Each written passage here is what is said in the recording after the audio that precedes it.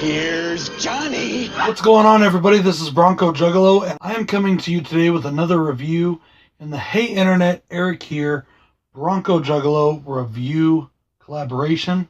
As some of you may remember, I challenged him to watch Tucker and Dale vs. Evil. Now, that was quite a while ago, and he did it quite a while ago. And I've been keeping him waiting, and I feel like an ass for doing it. He challenged me to review Stanley Kubrick's 1980 classic, The Shining. But before I get into the review, I gotta make a quick apology to the dog fate. I promised you I'd have that review up on Sunday, and I didn't get it done. But I will get it done, I promise. It's actually ready to go, I just haven't got it up yet.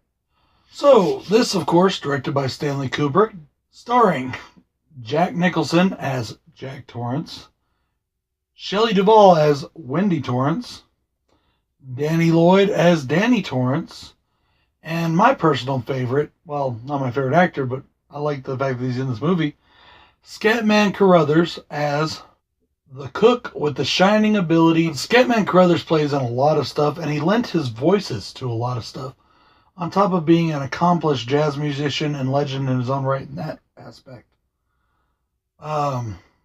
Blues, jazz, he did all that. He was great. And I love him in so many movies. He played in the Aristocats, but my personal favorite contribution, he played Jazz, the Autobot, in the cartoon and the movie from the 80s. Our story, like you didn't know this already, is that a writer and his family become winter caretakers of a hotel high up in the Colorado Mountains, the Overlook Hotel, which is you're taken to with a beautiful helicopter shot. Strange things start to happen in the hotel. Is the place haunted, or is Jack just simply going crazy from the isolation? Does his son have the ability of future sight, called The Shining? Does he know what's going to happen? Does he know what will happen? What could have happened? Does he know all the bad things that are in this hotel with extrasensory perception known as The Shining in this particular movie? Based on the Stephen King novel of the same name, this is the one adaptation that Stephen King hated. Now, why did he hate this movie? It's such a great film and such a classic, right? He said that while visually it's a great movie, it strayed so far from his original work that it almost is a completely different thing. And he didn't like that. He thought Kubrick wanted to make his own vision, and he didn't agree with Kubrick's vision. He also didn't agree, believe it or not, with Jack Nicholson being cast as Jack Torrance. He wanted Christopher Reeves. And the reason for that is Jack Nicholson had just done One Flew Over the Cuckoo's Nest, where he plays a guy who's psychotic.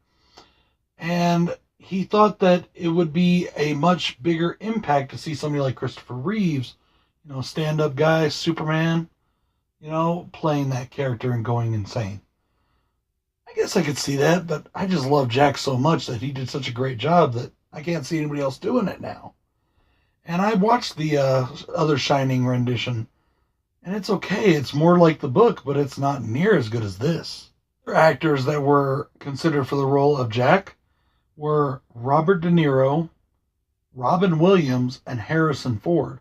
And Stephen King didn't like any of them either. He relented on Jack Nicholson, even though he still thought Jack wasn't right. This movie was selected in 2018 for preservation by the Library of Congress. Now, that is a huge honor that only few films have gotten. And that, to me, is an amazing feat. Something else that a lot of people don't realize about this movie, the famous Grady twins are not twins. In the story and in the movie, one is actually older than the other. Now, it's twins that play them, but they are not twins in the story. One is older and one is younger. And if you look closely at them in their makeup and whatnot, I think you can kind of see that in their faces. Because there was so much to talk about with this film that I almost ran out of room. There's so many things, so many interpretations. In fact, there's a really good documentary, I believe it's called Room 237, and it's all about this film and the interpretations in this film and what Kubrick had designed. Go and check that out, because I can't do this film justice without doing an hour and a half long review going into every single little detail. So I'm just going to get into the things that I liked and I didn't like. Starting with my dislikes. Number one, I was not a huge fan of Shelley Duvall in the role. Now, Shelley Duvall is a terrific actress, but I really do think, because I have read this book, and I agree with Stephen King on this one particular note, she is not the character he wrote. She is nothing more than a crying, whiny screamer in this, and I hated it. She was such a stronger figure. Yes, she does fight back against Jack in this, but it was much more extreme in the book. But that's just my personal opinion. I'm just not a huge fan of her in this picture. I'm not saying she's a bad actress. I like Shelley Duvall. She's pretty good. Into my pros, guys, because that was really the only con I have. I like this movie a lot. I don't get why King doesn't like it. I get him wanting something that was more closer to what he envisioned. Come on, man, this is an amazing fucking movie. I mean, Kubrick did it right. I'm sorry, but he did. Well, I'm not sorry. Kubrick did this fucking movie right. I love the special effects in this movie. I like when Dick Halloran gets killed.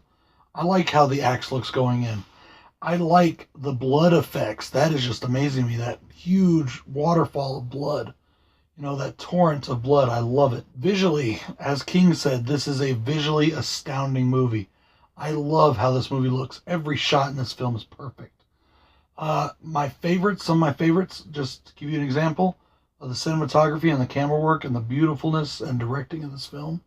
Beautifulness, is that a word? The beauty of this film. Sorry, I have this weird tongue twisting thing that I do when I get excited about something. The helicopter scenes at the beginning. Now, no, there's no helicopter in it. They're helicopter shots.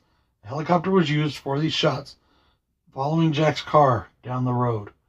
You know, coming in over the overlook. Just all that over the lake, over the mountains. So beautiful. Love those shots. Another example I want to give is at the end of the movie. When Jack is going through the hedge maze. And it's dark and snowy. And the blue lighting from the blue lights he turned on. Or they give off that blue glow because of the winter. It looked so amazing. Such an intense feeling when you watch that. You know, you're like, holy shit, this guy is, you know. I just can't get enough of it. I love just looking at this movie. It's so much eye candy. I love the bar scene. The bar scene is so good. Jack did that bar scene so well. And he acted off only one other actor. But there was a time, parts of that where, at least to our knowledge, there was nobody else there. It was just him giving this great performance. I love that bar scene. It showed such a depth of character. It showed so much of what Jack Torrance is, who he is. And Jack Nicholson just played it to the utmost, and I love it. Jack Nicholson can never be accused of underacting, that's for sure. He overacts in everything, but it's perfect the way he does it. And I love it, and that's why he's my favorite actor. One thing I forgot to mention when we were talking about the cinematography and the camera work, there's some really cool trick shots. I don't know if that's the right word or not, but I don't know the professional jargon. But there's a scene where everything is dark in the big ballroom where the bar is. And when all the lights are off and it's dark, you're looking at it from Jack's point of view from the hallway. The bar looks like it's right up by the door. But as soon as he flips those lights on, you can see the depth of the room and how far back it is. And I think that is almost in a way a metaphor for what Jack was feeling about how things are only slightly on the surface. And everything he has to do, everything he has to find in his own madness is to go beyond that and to go deeper and deeper into his own madness. There is so much good to talk about in this movie, guys. The locations, the outer parts of the hotel were filmed in Oregon. The scenery shots were filmed around Colorado because it's based in Colorado. Some in Oregon, some in Washington. Just big, beautiful mountain vista shots, and it looks so good. But my biggest pro for this movie, with everything good in it, the great story that is written, the great directing, you know, all the great stuff in this film, my biggest pro is Jack fucking Nicholson. This dude just tears the house down again, shows why he's my favorite actor. Still not my favorite role of his, and it's such a great role. This guy is one of the greatest actors, if not, in my opinion, the greatest actor of all time, next to the man himself, John Wayne. Sorry, but I love John Wayne. I I love Jack in this role. I could watch him go on and sink deeper and deeper into that character for hours. If that movie was 6 hours long, it wouldn't bother me.